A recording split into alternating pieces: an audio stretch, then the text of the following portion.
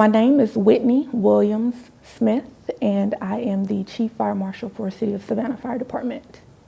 So we do all the fire prevention, inspections, plan reviews for the city, new construction, existing building inspections.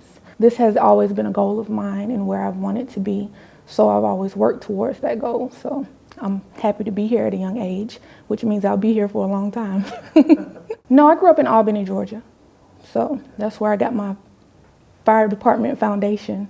So Albany Fire Department made me who I am today, pretty much. With making fire a big part of my life, that would be my sister. I would say that she is my own personal superhero, you know. When she started, I was 9 years old. And we, of course, still lived in the same household. She was 19. And she would come home, she would bring her uniforms, and I would iron her uniforms and put her little insignias on her shirt. And I really admired that, and I really loved hearing her stories. And I said, I want to do that one day. And so I think that played a big part in where I am in my career. And when I was 19, that opportunity came up for me, and I began working in the fire service as well. And it's been hit the ground running ever since. Well, I think being a woman in the fire service is an advantage and a disadvantage in itself, because, you know, as a woman, we're more caring, more nurturing.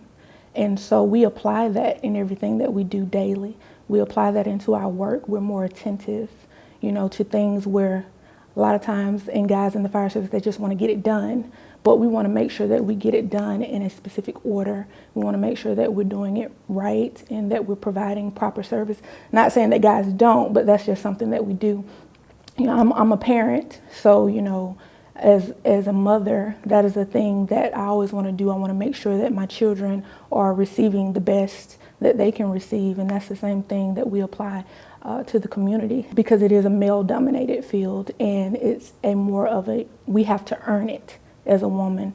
And even if we work hard and we're caring and nurturing and we do our best, it's still as if you haven't earned it yet, though, you know. So for every step that we take forward, there's zero room for error, because when you make a mistake, the simplest mistake, it puts you 1,000 steps back. So it's always you never really catch up with the guys, you know. It's never really an even playing field. And so I think that will be the disadvantage sometimes. Like a stress relief for me is kickball. I play kickball competitively.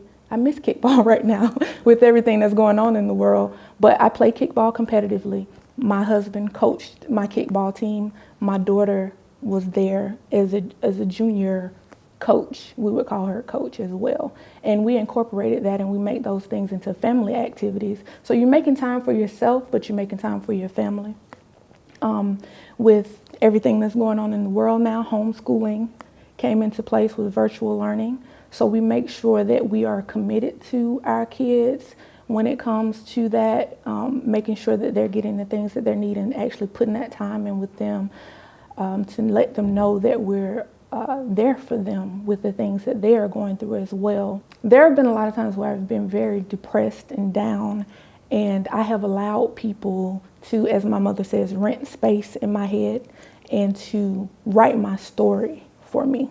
And when you're in a place like that, you don't have control over anything that's going on in your life, you know. You always seem to kind of play the victim role. And so a part of just that is, you know, evaluating yourself. It's like mirrors. You're looking at yourself and you see how the world impacts you and what you're putting back out to the world. So everything that I do, I try to do it positively, and I want to put positive energy back into the world. And that started with working on myself and my own happiness first.